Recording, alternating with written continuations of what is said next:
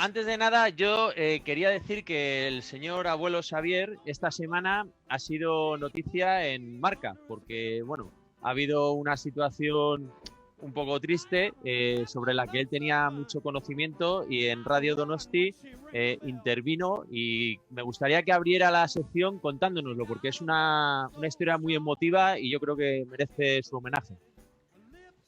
Sí, la verdad es que sí. Bueno, os explico. La semana pasada, coincidiendo con el día en el que la Real ganó al Celta 0-4 y dio una exhibición. Tu calendario va así, ¿no? ¿Cómo? Tu calendario va así, o sea, va según la victoria de la Real. De victoria a victoria de la Real. Con lo cual se acorta mucho. Y bueno, ese mismo día falleció en Donosti una mujer que se llamaba Aurora Snoz, a la que tuve la suerte de conocer y que participó en uno de los libros sobre la Real que publiqué. Y bueno, esta mujer tuvo bastante importancia. Es de estas personas anónimas en las historias de los clubes de fútbol, pero que tienen mucha importancia en un momento determinado, ¿no? Y en concreto esta mujer fue muy importante para que en un momento en que la Real no tenía el poder económico de los grandes de España, me estoy refiriendo en concreto a los años 80, cuando la Real, recordar, en el año 81 y 82 quedó campeona de Liga, en el 87 quedó campeona de Copa. Bueno, en ese momento la Real tenía que competir con gigantes, que era el Madrid y el Barcelona, que tenían muchos más medios. Entonces tenía que hacer de la necesidad virtud. Y una de las cosas que se le ocurrió, en este caso a Boronat, que era el ayudante de Ormachea, del entrenador, un momento, fue... ¿Boronat Marco Antonio? Marco Antonio Boronat. Coño, ese entrenó al Badajoz en los 90. ¿Ah, sí? En los 90, ¿Ah, sí? Claro, sí. Marco Mira. Antonio Boronat. Mira, pues no se le quiso mucho, ¿eh? No le fue bien, te tengo que decir. Bueno, este tuvo la idea de ir a hablar con la gente de la pensión alemana, que es una pensión muy conocida en Donosti, y ofrecerles a ver si podían acoger a jugadores de la cantera de la Real. En ese momento ya existía la Masía, el Real Madrid tenía su residencia, el Athletic Bilbao también tenía su residencia y la Real, que siempre se ha basado en la cantera, necesitaba competir con esos sin medios. Y la opción que se les ocurrió fue esa. Y quien llevaba la pensión alemana era Paco, el marido de Aurora Snoz, y Aurora. Los acogieron. Aurora era una mujer encantadora, pero encantadora. Todo generosidad, y acogió a los chavales de la Real durante 15 años en su casa, en la pensión, y durante los últimos años ya en su propia casa, y eso le permitió a la Real Sociedad cubrir ese espacio que no podía no podía competir con esos grandes por falta de medios. Y bueno, para que os hagáis una idea, por la pensión alemana pasaron Chiqui Begiristain, Loren, Mikel Lasa, que luego jugó en el Real Madrid, González, el famoso González que le paró el penalti a Jukic, el Duayen, que luego estuvo en el Atlético de Madrid, Albistegui también, que jugó en el Deportivo, además de en la Real Sociedad, Aitor López Recarte. Bueno, fueron un montón de jugadores, los que creo que más de 200, o no sé si llegaron a ser incluso más de 300 jugadores los que pasaron por allí. Y bueno, yo cuando estuve con esta mujer y para el libro, hablamos también con algunos de los protagonistas y realmente la manera en que hablaban de ella, el cariño que sentían por ella, pues era impresionante, la verdad. Recuerdo el día que hablamos con Chiqui Begiristain y Chiqui nos contaba que él en el Manchester City tenía como referencia la pensión alemana y buscaba un espacio en el que muchos jugadores pudieran convivir, jugadores jóvenes, no hay que olvidar, con el calor humano que había en la pensión. Y me acuerdo cómo me contaba Chiqui, es imposible. En la residencia de un club es imposible conseguir ese calor humano. Y en algunos casos especiales mandamos a gente a casas particulares de familias y ahí sí tienen el calor humano, pero no tienen el factor de grupo. Bueno, me contaba la pensión alemana, esto, insisto, lo contaba Chiqui Begiristain, que es el director deportivo del Manchester City, y decía, la pensión alemana tenía esas dos cosas y es imposible conseguirlas. Bueno, es este tipo de casos de personas con un gran valor humano y que le dan a los clubes de fútbol un valor añadido que es muy difícil conseguir de otras maneras y que, por supuesto, ni siquiera el dinero del Manchester City puede suplir. Sí, efectivamente, porque ahí hablamos de un caso particular, de una persona que tiene esa forma de ser y consigue crear un ambiente que lo da su personalidad. Luego puedes llegar y querer imitarlo en un club grande en el que tienes todos los medios económicos y las infraestructuras, pero no tienes a esa persona, ¿no? Por eso luego es muy difícil poder imitar sistemas, es difícil poder imitar estilos de juego, porque al final, oye, sí, tú puedes querer jugar a lo mismo que Guardiola, que Mou, que Bielsa, pero ellos lo que tienen es esa personalidad para llevar a cabo esas capacidades comunicativas que a lo mejor empezamos a hablar a partir de la semana que viene, pero al final va en la esencia y esa mujer tenía la esencia, la forma de ser, la personalidad, como también la tenía Michael Robinson. Y queremos, para cerrar este ciclo sobre la depresión, hablar de Michael Robinson porque al final ha sido una inspiración tanto para el abuelo Xavier como para mí en muchísimos aspectos, ¿no? O sea, es algo inimitable. Nosotros, aunque quisiéramos poder imitar su habilidad, es imposible. Él tiene la experiencia y tiene el don de la comunicación, pero sí que ha conseguido crear en nosotros y en muchos otros espectadores esa visión humana del deporte. Es un espectáculo del que, por supuesto, disfrutamos y vemos un partido y nos emocionamos con los goles y con cómo va la liga y con el calendario y con la clasificación y discutiremos de si hay un penalti o no hay un penalti.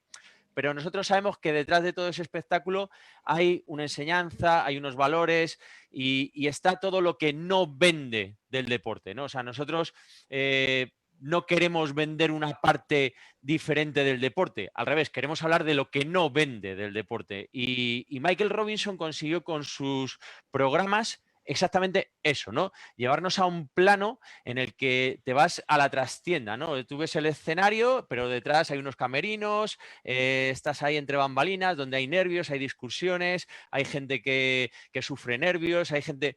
Y nos queremos meter ahí, ¿no? En esa trastienda, detrás del telón y saber qué es lo que pasa detrás de este espectáculo que es el fútbol y el deporte espectáculo en general, ¿no?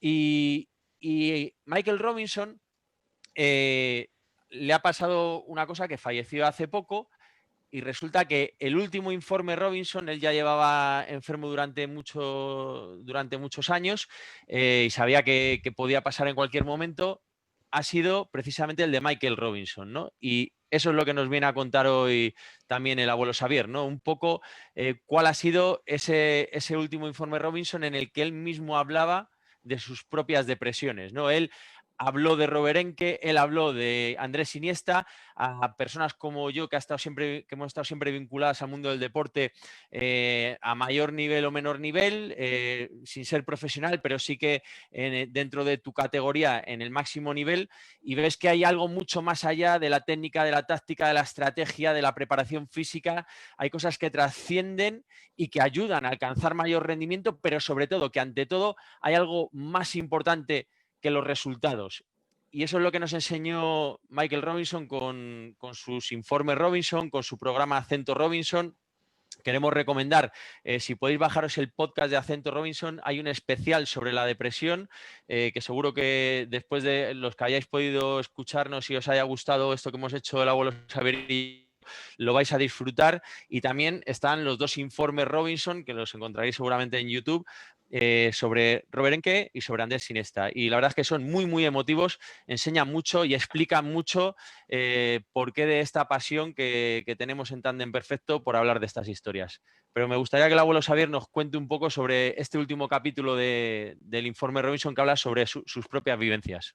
Sí, es que de hecho es muy curioso porque, como dice el señor Igea, Michael Robinson fue un poco inspiración para esta serie, es en general inspiración para Tándem Perfecto, pero fue un poco inspiración para esta serie sobre la depresión, porque efectivamente él hizo varios capítulos tratando este tema un poco también con el mismo enfoque que nosotros, ¿no, señor Igea? Que es un poco visibilizar y hacer hincapié en la importancia de normalizar esta enfermedad. Y curiosamente, el último informe Robinson, que se publicó hace prácticamente un poco más de una semana, no recuerdo ahora exactamente el día, él contó sus propias depresiones, que bueno, pues te llama la atención también en una persona como él, que siempre tiene una sonrisa que destaca precisamente por su buen humor, por su buen carácter, por su buen talante, ¿no? Y él contaba que hubo 2 momentos en su vida. Uno fue al dejar el fútbol. No sé si recordáis que Michael Robinson dejó el fútbol por una lesión. Ujú. Y bueno, le ocurrió algo que es bastante más habitual de lo que creemos en el mundo del deporte, que es el enorme vacío que se genera una vez que tienes que abandonar la práctica deportiva profesional, ¿no? Y más si se produce de una forma abrupta como es por una lesión. Entonces Michael Robinson jugaba en Osasuna, sufre una lesión de rodilla, a partir de ahí inicia un proceso de recuperación del que no termina de salir, hasta que al final llega a la conclusión de que no tiene que dejar el fútbol. O sea, de hecho creo que, no recuerdo bien, pero creo que fue un médico el que le dijo que tenía que dejar el fútbol. Y eso le generó una depresión. Él empezó a hacer cosillas en producción un poco como comercial de producción de televisión y tal, pero él era futbolista y él quería estar vinculado al fútbol. Y curiosamente, lo que cuenta es que fue el programa El Día Después, el que le ayudó en ese sentido. Antes había hecho, por ejemplo, estuvo en el Mundial de Italia como comentarista de televisión española. Y curiosamente, el que lo ficha para El Día Después fue Alfredo Relaño, el que ha sido director de las hasta hace bien poquito.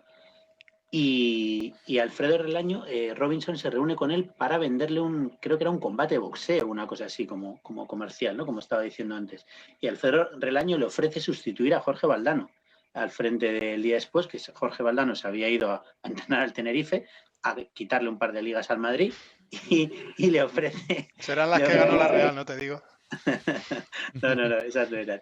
Y le ofrece a Michael Robinson. Entonces, Michael Robinson entra en El Día Después y dice, él lo contaba, él dice, es el mayor regalo de mi vida. O sea, El Día Después para él fue un programa, pues eso, él se sentía, él lo contaba, ¿no? Yo entraba en la casa de millones de españoles y tener esa oportunidad a él le hacía sentir súper feliz. ¿Qué ocurrió? Que creo que fue en 2006-2007, no sé si recordáis, cuando desaparece Canal Plus y se crea 4. Ujú. Que básicamente era la misma cadena, pero dejaba de tener codificado, ¿no? Y entonces, en ese momento, deciden cerrar El Día Después y empieza un programa que no sé si lo recordáis, tenéis que ser muy futboleros para recordarlos. Empezó un programa que se llama Maracaná. Era Yo me una acuerdo especie, Me perfectamente. puede llegar a recordar. era una especie de Día Después, pero querían que fuera más espectáculo todavía, más entretenimiento. Imaginaros una especie de El Hormiguero sobre fútbol, ¿cómo era Chocoflín? Una especie del Hormiguero sobre fútbol más chabacano aún. Bueno, Michael Robinson creo que duró 1 o 2 programas y lo dejó porque dijo, esto no va conmigo, este no es mi estilo Bueno, para pues nada. fíjate cómo son ahora los programas de Eso iba a fútbol, decir porque el yo. chiringuito y Aquello estas era cosas, o sea, chabacano. seguro que Maracaná se quedó corto y lo Fue, que ahora Hombre, al lado es... del fue el Chiringuito, precursor del chiringuito. no, Que el Chiringuito es mucho peor. Pero bueno, por eso, pero fue el precursor, ¿no? De la bazofia sensacionalista deportiva. no iba tanto por el sensacionalismo, pero más sí por un humor barato por y la tal. bazofia. Sí, entonces, Sí. bueno, Michael Robinson tuvo el valor de dejarlo. Y dijo, bueno, esto no va conmigo, lo dejo. Y ahí tuvo una nueva depresión y lo cuenta en su informe Robinson. Él no terminaba de entender cómo los directivos de Canal Plus habían cerrado un programa que funcionaba muy bien como El Día Después y más para hacer esa otra cosa que se llamaba Maracaná. No termina de entenderlo. Y volvió a tener una depresión.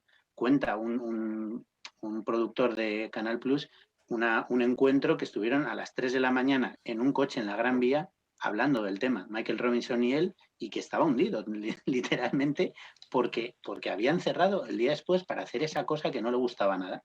Lo deja y entonces le ofrecen hacer Informe Robinson. Y lo decía Michael Robinson, a mí me sacó de la depresión Informe Robinson. Y curiosamente son 2 de los mejores programas de deportes que ha habido en las últimas décadas en España. Informe Robinson y El Día Después. Precedidos de unas depresiones de Michael Robinson. Es decir, para cerrar esta sección, no hay mejor ejemplo de visualización de la depresión. Y bueno, ya para la semana que viene hablaremos sobre un poco lo que es el coaching, que es otra herramienta diferente, no es psicología. Además, sí que quiero hacer hincapié que todo lo que hemos hablado sobre la depresión, si alguna vez alguien tiene necesidad de acudir a psicólogos, que vaya a profesionales, que vaya a psicólogos clínicos.